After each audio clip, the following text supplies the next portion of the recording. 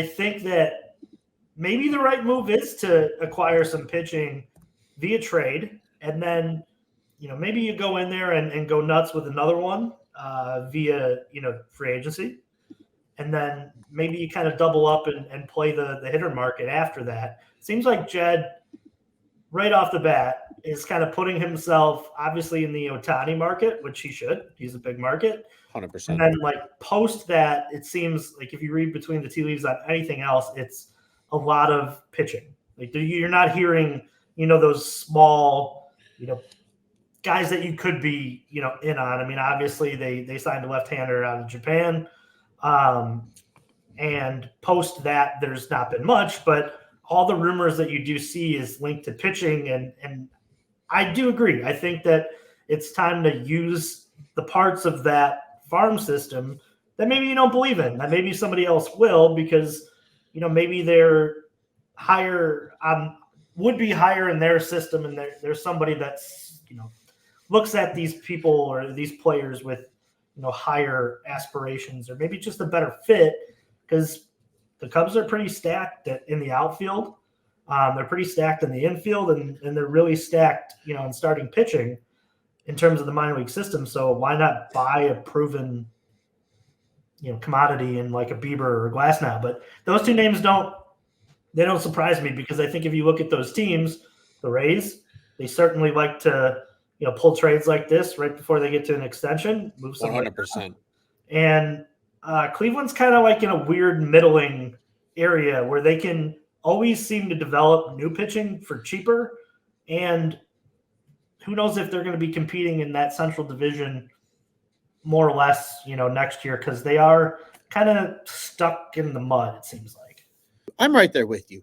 These are teams that are typically in this trade market, right? Because the Guardians typically don't carry a lot of salary, and Bieber is, got hurt at the end of last year, and they might be ready to move on with his contract if they get the right return.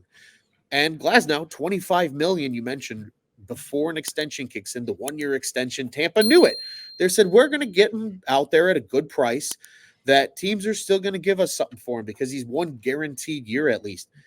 But at the end of the day, Juice, what this set of rumors tells me is the Cubs want very near-term flexibility on their books, because Glasnow is the 1 year at 25, and Bieber is due arbitration 3, which is going to be somewhere around 12.2 mil. But he's then going to head off into free agency as well at the end of next season. So these are both, kind of low risk, high reward moves, because he's in the building. Maybe they do start to extend guys that they want to, maybe 2 and 3 year deals.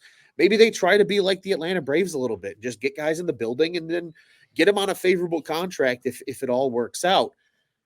These are really interesting moves that give them so much what if flexibility going into next winter then, because of the money off the books again. They're really operating on a year-to-year basis right now with some of these things, and I don't think that's a bad thing in terms of creating continuity, Juice. Yeah, I think it's funny. As I sit and look at both players too, it's interesting how they, there's a million different ways to skin a cat, as they say.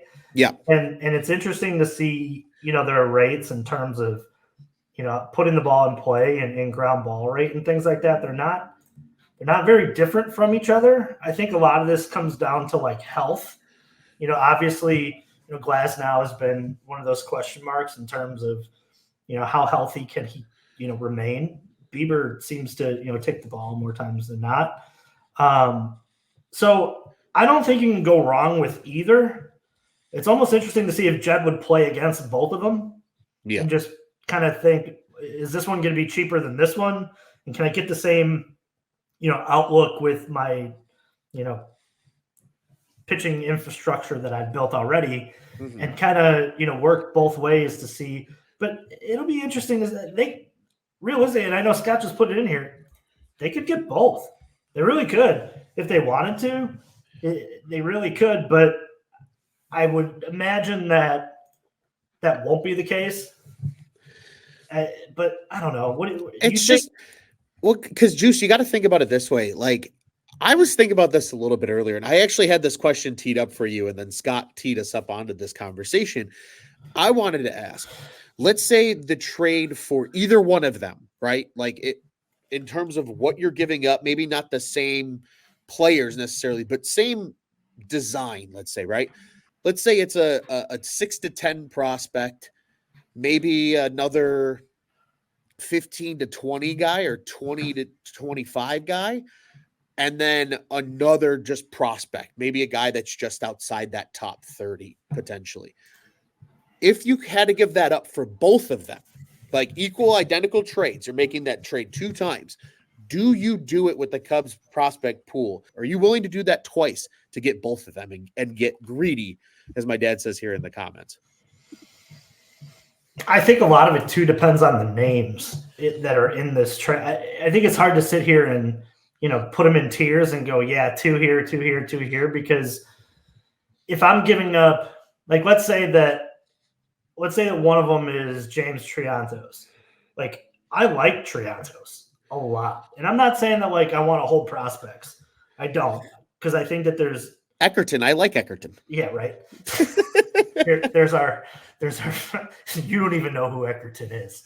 You don't even know who Eckerton is. There's our money ball for the episode, but I think that there's like certain names I'd be, I'm okay with that. It's going to be tough to. I think that these names get more than that, though. I really do, even on 1 year deals, because they're just, okay. Especially Bieber. Bieber's like a proven commodity to me. He very is proven. Like he's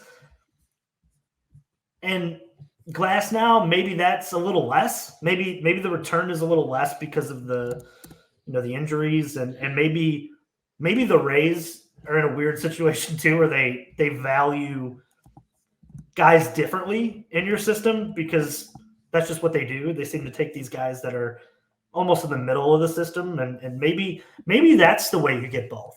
Maybe you work with the Rays to where you're not giving up, those top 10 or just outside of it, and you're giving more of like maybe the bottom 20, but they look at it as like they're 19-year-olds or 18-year-olds that will project in their system. So when they can continue this, run of just bringing these younger guys up, and maybe that's the way you get there. And then Cleveland's the one who values, maybe just outside, of those 2 top 10s. And that's how you get there with getting both.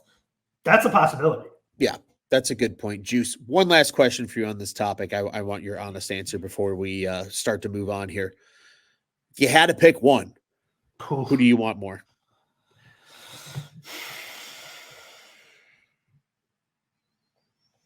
I'll take Shane Bieber. I'll take the almost guaranteed health. That's just me. And I like Glasnow a lot. I'm not going to be mad if any of those guys come back. I think Glasnow may have more upside in terms of like what he could be. Yeah. Than like we know what Bieber is. Yeah, that's fair.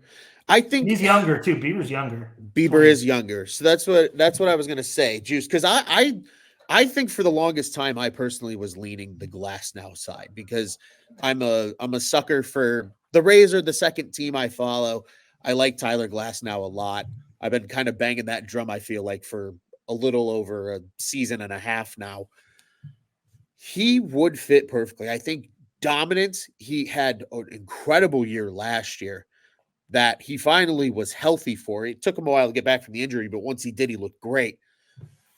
If you get that version of Glasnow, this team is on a whole nother level in terms of their starting rotation. That being said, to your point, Bieber is only 28. He's due a lot less money. As my dad says here, he picks Bieber for cost because Bieber, again, 12.2 versus 25. You have a little more flexibility with a Shane Bieber in terms of what else you do this offseason. But on top of that, like you said, maybe a little more proven commodity, excluding the 2020 season. In 2018, he made 19 starts, but then he made 33 in 19, 31 in 22. He had a little bit of injury in 21 with just 16 starts. He made 21 this year before the injury. But Juice, that 2022 season for Shane Bieber, 13 wins, a 2.88 ERA, 31 starts. He had a complete game and an elusive 200 inning mark. He's a workhorse if he's healthy. And that might be something the Cubs really like and really want to see. So it's going to be crazy either way. I think if they get either one of them, I could lean either way. It really just depends. How do the Cubs want to attack this puzzle? Because Craig Counsell said it when he was hired. They showed him all the different ways to get to the trophy at the top, right? It's a big old spider web. This just might be one of those little turns that you got to take in order to create that part of the plan. We'll see where they go with it. It's going to be interesting.